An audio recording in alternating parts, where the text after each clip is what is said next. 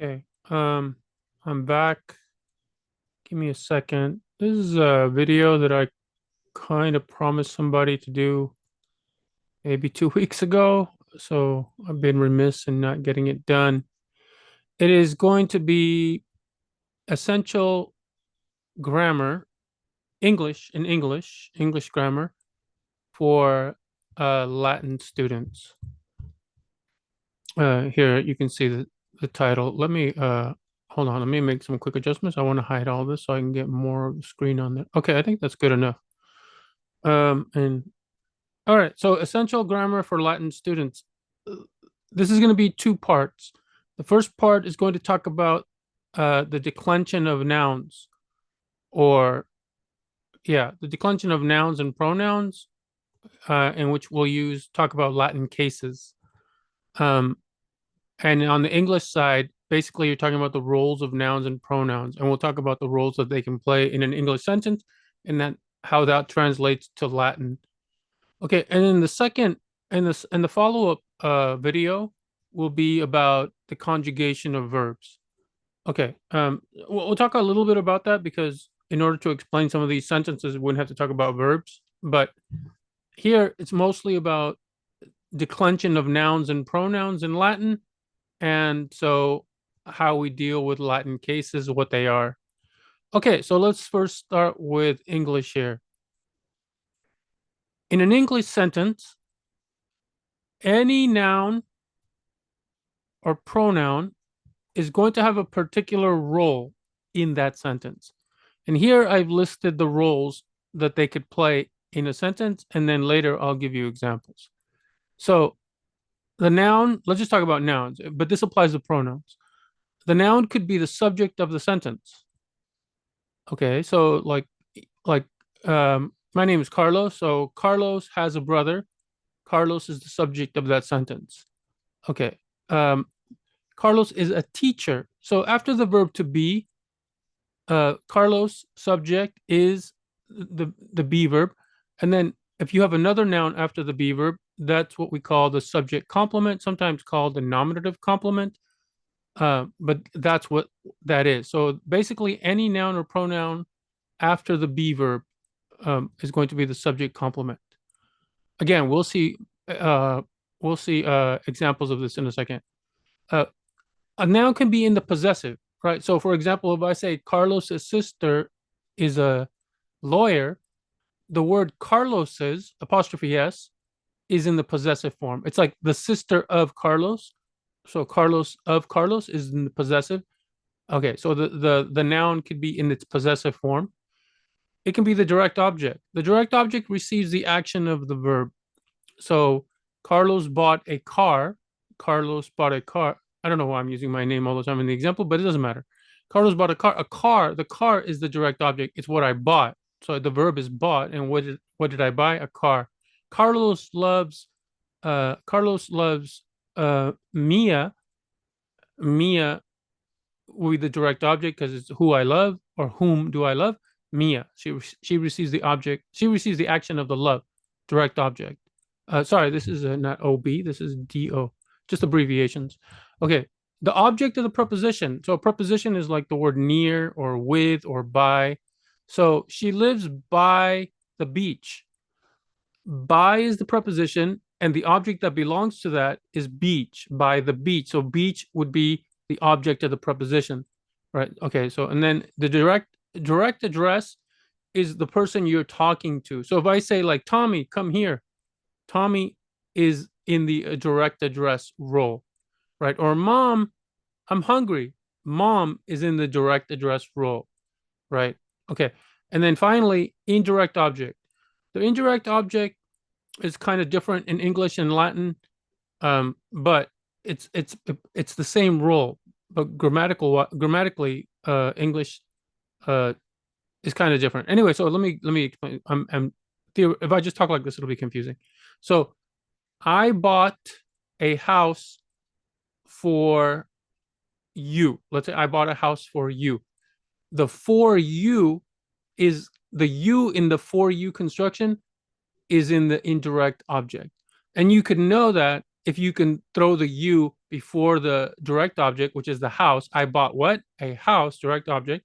So if I say I bought you a house, you, that's traditionally in English the indirect object. But when you switch it and put it after the direct object, after the house, I bought, what did I buy? A house. I bought a house. And then if I say for you in English, that's the object of the preposition now because it follows the word for, which is a preposition. But in Latin, it's not the object of the preposition, it's still the indirect object. So in Latin, I bought you a house. The you would be in the indirect object role. And so it would be put, it would get a certain spelling. And then, or I bought a house for you. It makes no difference in Latin. I bought you a house and I bought a house for you in Latin is the same grammatically. In English, it's different. In English, one is the indirect object. I bought you a house. And another one, in the other one, I bought a house for you. It's the object of the preposition. But it's like, but really Latin, I think, is has the better idea, right? It's the same role. So why not call it the same thing? It's the indirect object. Okay, so it's important to know this difference. And now let's go some let's go some concrete examples. Carlos is talking to Yuki. Carlos is the subject. I put in red the thing we're highlighting. We're focusing on the subject. Carlos is the subject. The girl loves the poet. The girl is the subject. The old woman lives on a hill. The woman is the subject. The subject in English is known really by its position. It's before the verb.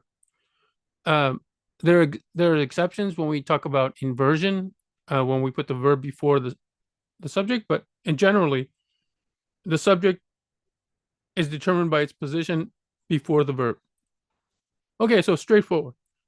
And so here we go. So if your sentence in English, if the noun that you are focusing on or that we're talking about here is the subject in English, it's going to be in the nominative case in Latin. So there's the Latin cases correspond to the subjects. Sorry, the Latin cases correspond to the role that the nouns or pronouns play in the sentence. And in this sentence, Carlos is in the subject role. Girl is in the subject role. Woman is in the subject role. And therefore, in Latin, that will be those words will have to be spelled in the nominative case. And the case, each case has its own particular ending.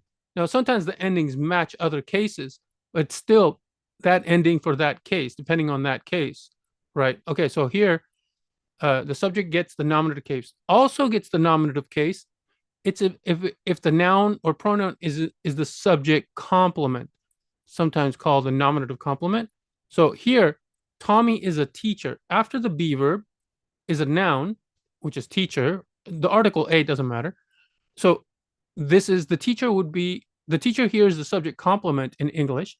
And in Latin, it would also be in the nominative case. Susie is my mother. Mother is the subject complement in this sentence.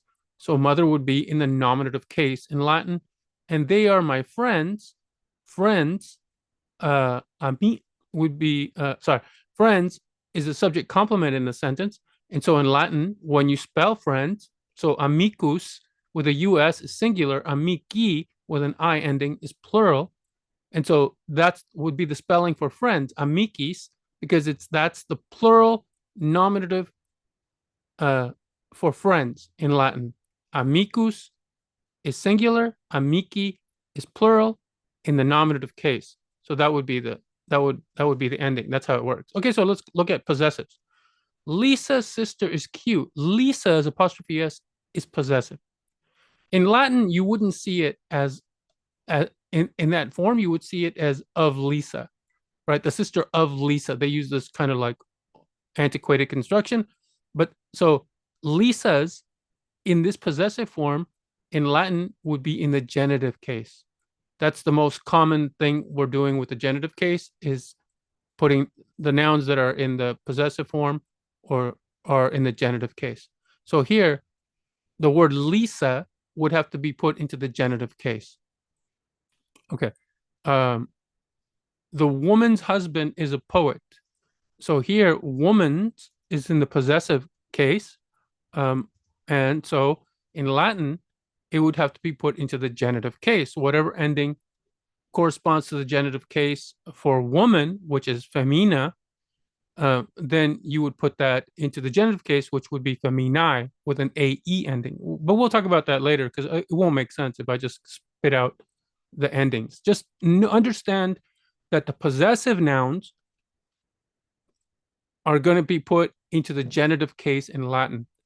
Okay, and this will make a little bit more sense once we see an example of the first declension cases, which is the A ending nouns, which are mostly feminine.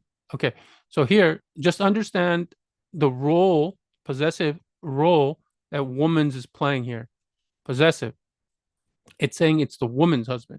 Lisa's, it's saying it's Lisa's husband. That's why it's possessive. And in Latin, these words would be put into the genitive case, whatever that case ending may be. Okay, let's go to direct object. The direct object gets the action of the verb, receives directly the action of the verb. Mia loves me. Who does Mia love? Me. Or whom does Mia love? Me. So me would be put into the direct object case. Even pronouns have their own special spellings depending on what case and how and what number, singular or plural. Yuki hates Tommy. Tommy would be is the direct object, so he would be put, his name would be put in the accusative case. The old woman bought a dog, so whatever dog is in Latin, that would be put into the accusative case, singular because it's one dog. Object of the preposition. A preposition are the small words that show kinds of relationships like in, on, after, before, with, without, to. Okay, so forget 2 and 4. 2 and 4 we leave for the indirect object. But the other ones, right? Okay, so she is studying with Michael. With is a preposition. Michael is the object of that preposition. And in Latin, objects of the preposition are either in the ablative case. In this case, with would be in the ablative. With takes the ablative case, so Michael would be in the ablative case. But some prepositions take the accusative case. So it's not a given that if you see a preposition, the noun that corresponds to it is going to be in the ablative case. I think that's the most common case that you will see, but there's many prepositions that will take the accusative case. So when you see a preposition, you should always learn like, oh, does this take the ablative case or does this take the accusative case? And sometimes it takes both with a slight difference in meaning. Okay, so I went to the store without you. Without is the preposition, so you would be object of the preposition, and this would also be in the ablative case. Lisa lives near the library, and near is a preposition, so library is in the object of the preposition. Library is the object of the preposition, and so library would be in the, I'm not sure if it's the accusative case. I think it's the ablative case, but I forget. But anyway, that's the idea. Okay, so you'd have to check near, what's near, and then see what the dictionary says about, does it take the accusative case? Does its noun, library in this example, does its noun go into the ablative or into the accusative case? Okay. Direct address. Direct address is the person you're talking to. Like, hi, Lisa. You're talking to Lisa. Lisa's in the ablative. If you say, hi, mom, or mom, come here, you're talking to your mom. You're addressing your mom as mom, right? So that's what the direct address is. And in Latin, the vocative case, so by the way, in Latin, the vocative case, with one exception, always matches the nominative case. So it's easy to remember. Okay, so here, mom, help me. You're calling to your mom and calling her mom. That's the direct address. Mom is in the direct address, so mom would go in the vocative case. Tommy, can you come out to play? Tommy is in the direct address, and so it's in the vocative case in Latin. Hey, Lisa, where's your brother? You're talking to Lisa. You're calling her Lisa. Direct address. So vocative case in Latin. Lisa would go into the vocative case, whatever that ending is for Lisa. And oh, fortune. So you can also talk to fortune. You know, the Romans and the Greeks were famous for like talking to like natural powers or just some abstract ideas like here, like fortune. So, oh, fortune is in the direct address. You are addressing fortune. And so it would be in the vocative case. Okay. Now, I left the last one because I said, again, it's slightly different in English than Latin, but it's not hard to understand. Indirect object is in English, the indirect object in English is always before the direct object. Always before the direct object in English, not in Latin, in English. And okay, so and it doesn't receive the action of the verb. It's like it's the reason.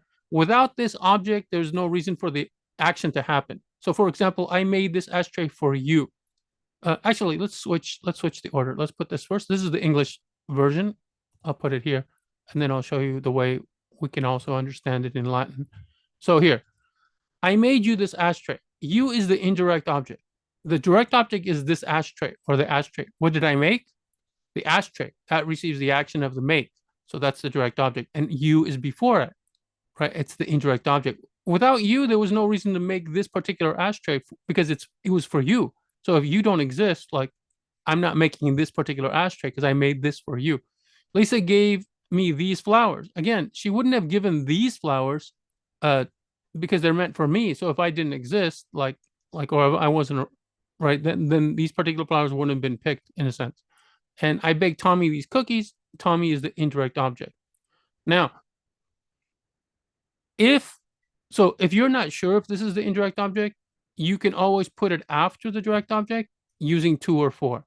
So if it makes the same sense, it has the same meaning, it's because this is the indirect object. So let's test it here. I made this ashtray for you. Does that mean the same thing as I made you this ashtray? Yes. And so, but in English, this you is not the indirect object, but in Latin, it will be. In Latin, when you translate this sentence from English to Latin, this is going to be the indirect object. So it's going to be in the dative case. The dative case. Lisa made me these flowers. Let's test it. Lisa gave me these flowers. Lisa gave these flowers to me. Same meaning. So me in Latin would be put into the dative case as the indirect object, not as the object of some preposition to. No. And finally, I baked Tommy these cookies. Let's test it. I baked these cookies for Tommy. Same meaning.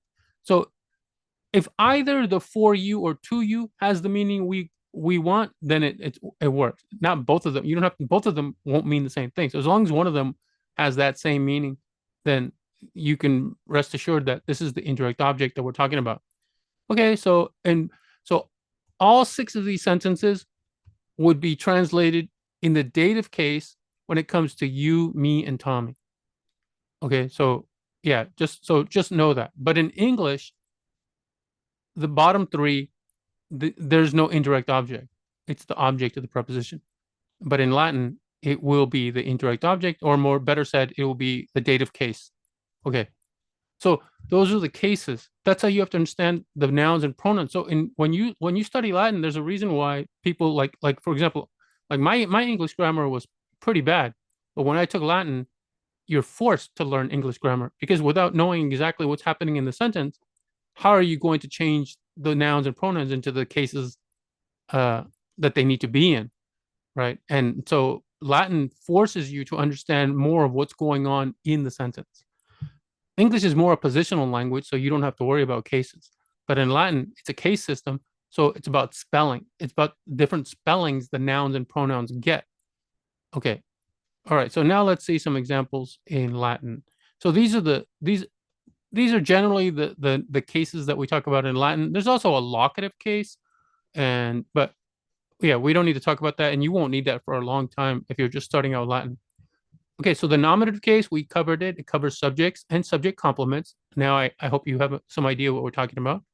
The genitive case covers possessive, like Lisa's brother. The word Lisa's would be in the genitive case in Latin. Dative is indirect object. I bought you this cake. You is the indirect object. I bought you this cake. The cake is the direct object. So the dative would be, you would be in the dative, right? And if I said I bought this cake for you, the you would be in the dative also. You wouldn't need to translate for, you just translate you into the dative. It would be understood as meaning for you or to you. Accusative case is the direct object, or some objects of the preposition in English, depending. But most commonly, you're going to see it, especially early on, as the direct object. So I love Lisa. Lisa is the direct object. She receives my love. I hate Tommy because, yeah, anyway. So Tommy is in the direct object. So he would be in the accusative case, depending on how his name is spelled. Okay. Ablative case is probably, yeah. So more, the ablative case is for the objects of the preposition. And most objects of the preposition, most nouns that follow a preposition are going to be in the ablative. But again, there's a lot in the accusative, so you can't just like, it's not a rule of thumb that if there's a noun after a preposition, it's in the ablative case because there's too many exceptions. Okay, so you have to learn for each preposition whether it takes the ablative or the accusative. In the evocative is the direct address. So Julius, come here. Julius would be in the vocative case because you're addressing him directly. You're calling to him, basically. You're talking. Yeah, you're calling to him. Right. Okay. So now let's see some examples in Latin. And I highlighted in red the case, the noun that we're focusing on. So puella cantat. Puella cantat means the girl sings. Okay, so the A ending for puella is the nominative case singular. If it was plural, it would be puellai with an E ending, puellai. The pronunciation is puellai, even though it's AE ending. But anyway, this is singular nominative. So for the A ending noun, puella, and most A ending nouns are feminine. Cantat is the verb to sing, and the T ending tells me it's third person singular. So it could be, you don't even need the word puella. You could just say cantat and it would be he sings or she sings. But because it's cantat, I know that there is some person or something that is doing this singing. And since puella is in, yeah, the puella is in the third person singular, right? It fits the subject. It matches the verb ending cantat. First person, by the way, is I. So I sing, right? I sing would be I don't know if I want to do anyway, so I sing would just be canto. Canto is I sing. Cantas is you sing. I can just say he sings by saying cantat, or she sings by saying cantat. But if I want to say like the woman sings, I would say femina cantat. The girl sings puella cantat.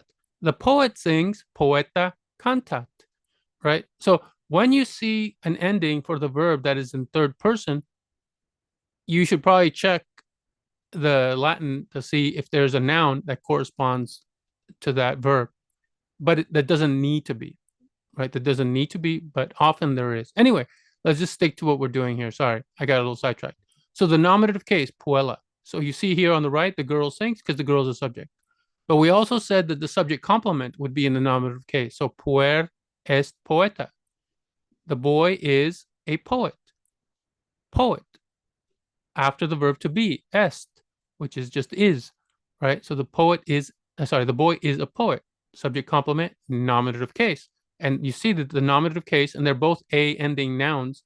So they're the same spelling. At the end, the a, the puella, the a tells you it's the nominative singular. Poeta, the a tells you it's the nominative singular. It will also be the same as the vocative because we said that the vocative and the nominative are the same. Okay, so genitive case, the possessive case. Liber pueri est novus. The boy's book. Pueri, puer, you see here, puer is in the nominative case, but pueri is the genitive case. So it's of the boy. The book of the boy is new, or in more common English, the boy's book is new. But if you translate it as the book of the boy, it's not wrong. It's kind of stilted English, but it's not wrong. And you've gotten it right as far as identifying that pueri is in the genitive case. Okay, dative case. Indirect object. Poeta regi donum dat. Regi is king. Now, the poet poet is poeta. That's the nominative case because it's a subject. Dat means give. And you see the T ending again because it's third person. So the poet gives. What does he give? Donum. Donum is a gift. So, and here it's an accusative case, which we're going to see next. And you know this by the M ending here. And who does he give it to? To the king, indirect object. To the king, indirect object. So regi here is the dative case. The dative case. Regi is not the same declension as poella, which is an A ending. Regi is actually rex would be the, you've heard of rex. Rex is king. Okay, so it's a different declension noun. Okay, so it's going to be a different, you're going to have to memorize a different chart. Anyway, accusative case, the one that receives the action, direct object. Magister librum legit. Legit means reads. Again, you see the T ending shows you that it's third person, so we can look for a subject, and it's magister, which is the teacher. The teacher reads. What does he read? He reads the direct object, which is book, librum. Ablative case. Glaudio pugnat. Glaudio pugnat. Pugnat is a T ending, and I want you to notice here that there is no subject in this sentence. Glaudio is not a gladiator, by the way. Glaudio is not a gladiator. Glaudio is a sword. Glaudio is a sword. So because there's no subject, we just assign either he or she, but because it's fighting with a sword, we're just safely assume it's he. So he fights. Pugnat, just pugnat by itself means he fights. And Glaudio, which is in the ablative case, is going to be with a sword. If there's no preposition, which by the way, cum means with. Cum means with a sword. But if there's no preposition, the assumption is going to almost always be with. So Glaudio, it's in the ablative case, is going to mean with a sword. Now, in the ablative case, a lot of textbooks will put a little line over the O to mark that it's the ablative. It will do the same thing in other with like puella in the ablative would have an A over the final. I mean, would have a line, a macron over the final A. But that's not going to be found in real world Latin literature. It's just a learning tool. But you will see it, for example, in Wheelock's Latin. And it just means that vowel is long. Instead of O, it's O. Instead of A, it's A. Okay. But here, Glaudio is in the ablative case, so it's going to mean with a sword. Vocative case, salve amice. So you're just saying hi, friends. Oh, sorry, hi, friend, amice here. Amice is the one exception where I said that the nominative case and the vocative case always match. When it's a US ending, like this word in the nominative case, friend in the nominative case is amicus with a US, amicus. But if it were any other nominative case, it would be the same. But with amicus, it becomes an E ending. So it's amice. Okay, so hello, friend. All right. And so these are examples of that. Now, let me just show you what I'm talking about to give you a little bit more. So there are 5 declensions in Latin, and the third declension has basically 2 different ones. It has an IO declension. Don't worry about what that means. And it just has a regular third declension. So let's take the first declension word for puella. By the way, puella means girl. So puella, if you're going to use it as a subject in the singular, meaning one girl, like the girl loves the poet, the girl loves the poet, the girl would be spelled puella. But if you said the girls love the poet, then it's puellae with the AE ending. If you say the girl's book, girls possessive, the book of the girl, then girl must be spelled with AE, puella. And you will notice that the AE ending is the same as the nominative plural. And it's also, the AE ending is also the dative singular. And also, like I said, the vocative and the nominative are the same. And here, so you have 4 AE endings basically, right? So, but you will figure it out from context. The context of the sentence will give it away, right? So, okay, so don't let that bother you too much. You're like, well, how am I going to know? Like, this is an A ending. This is technically an A ending, but it's a macron because for learning purposes, You're going to see it in textbooks, but not all textbooks. And then, so you have three versions of puella, but context will tell you which is being used, the nominative, the ablative, or the vocative. And same thing with the AE ending. If you see puellai in a sentence, pronounced puellai, from what the heck happened? From context, you will see. Sorry about that light going out. Yeah, you will see. You will figure out which case you need. Okay, so if you're using the word girl, or if the word girl is being used as the indirect object, right? He gave the girl a flower or a rose. He gave the girl a rose. Girl is in the indirect object position, and so they would be spelled this way. He loves the girl, direct object, it would be spelled this way. I went to the store with the girl, girl would be spelled this way. Girl, come here, girl would be spelled this way. Girls, I love you, girls would be spelled. Sorry. Uh, the girls, the girls are here. Girls would be spelled this way. Um, these are the brothers of the girls, plural of the girls would be spelled this way, or girls apostrophe would be spelled this way. Um, uh, he gives he gave the girls flowers. Indirect object, plural. He gave the girls flowers. He gave flowers to the girls. Girls would be spelled this way. He loves the girls. Direct object. Girls would be spelled this way. Um, I went to the beach with the girls in my dreams. Anyway, I went to the beach with the girls. Ablative, plural. Girls with the girls. Girls would be spelled this way. And girls come here. Girls would be spelled this way. Okay, and here, like I said, here's the macron, or I think it's pronounced macron, not macron, but here's the macron, the little line over the A. And again, you will only really see these in textbooks teaching you Latin. You will not see this in regular Latin text. So, cum puellae, cum puella ambulat. Ambulat means walk, like ambulatory.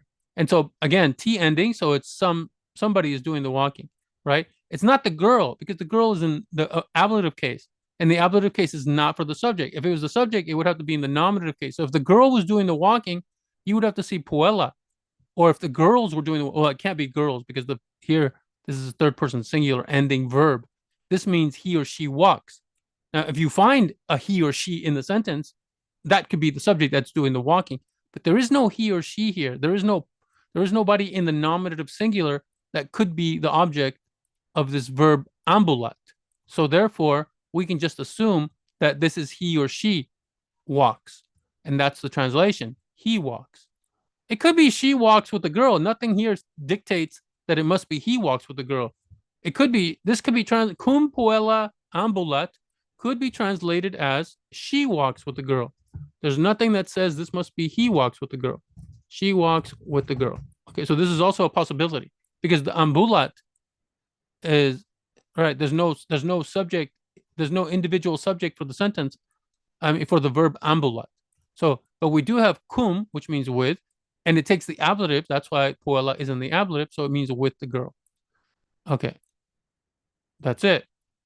That is noun. Those are the roles of English nouns and pronouns, and what they correspond to Latin cases, and what you have to do to make the changes you have to do. So I don't know if I need to give examples, Latin examples, like for example, maybe I will. I'll put it right below here. So I'll do a couple, and then you'll see. Once you get the gist of it, there's no reason for me to do everything. So puella poetam amat. Puella is the subject, the girl loves, and the direct object is the poet. So the poet. By the way, Latin has no articles, so we just have to throw them in as we would for normal translations. Genitive. The girls what do we want to do? The girl's rose is beautiful. Okay, so this you want to translate as the rose of the girl is beautiful. Okay, and then you will see that you need to change the girl into the ablative, I mean, into the genitive case. So this is going to be the rose, rosa, of the girl, puellae, est, is beautiful, pulcra, uh, puellae, pulcra. What's going on here? Ignore all. Google doesn't know that. Okay. Okay. So next, dative case. The dative case is the indirect object, right? The poet gave the girl a rose. Okay. So here, the girl, and we're just focusing on the girl. We're using girl every time. The girl is in the dative case. It's in the indirect object. So the poet is poeta.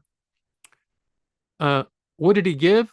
A rose. So we can put rosam. That's the accusative case, and then to the girl. And it doesn't really matter where we put the girl because its role will be determined by its spelling. So it doesn't. That's why it's more flexible because we're not like English. You have to worry about the position where you put these nouns. In Latin, not so much because the ending will tell you. And so girl is puellae. Again, same spelling as the genitive, but it's the dative case. And then gave is dat for the poet gives, or actually, let's put gives. I don't want to talk about past tense. So the poet gives. I think maybe I made a mistake earlier. I put past tense and I didn't spell it correctly. Anyway, so it just gives. Let's just stick with the present tense. So the poet gives a rose to the girl, and that would be the puellae ending. Accusative case. The poet loves the girl. Poeta, and then girl would be puellam, and then amat would be he or she loves. Ablative case, the poet